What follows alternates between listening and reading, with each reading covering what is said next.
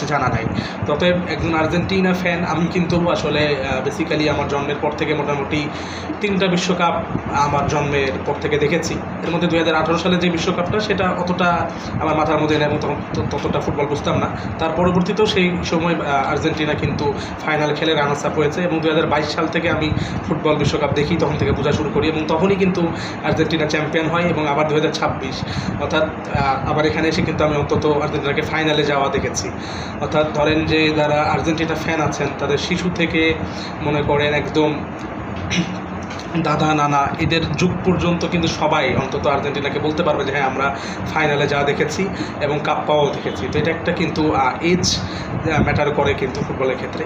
এরপর যারা পর্তুগালের ফ্যানরা যদি আর্জেন্টিনাকে ট্রোল করেন তাহলে তাদের উদ্দেশ্যে বলবো যে আপনারা তো এখন পর্যন্ত একবারও কাপই জিততে পারেন নাই, তো সেই জায়গায় আপনারা তো আসলে আর্জেন্টিনা ব্রাজিল কারো লেভেলের মধ্যে আপনারা আসতে পারেননি, সেই জায়গায় ট্রোল করা তো আপনাদের মানে এটা চিন্তার বাইরে, এটা তো আসলে করাই ঠিক না।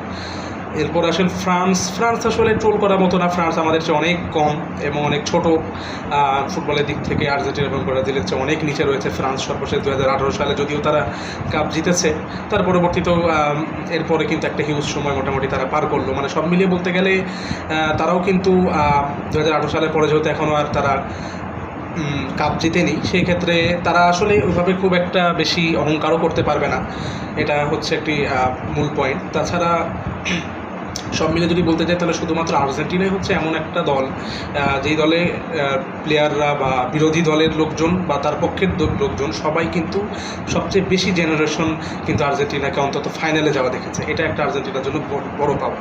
ততই যারা আর্জেন্টিনাকে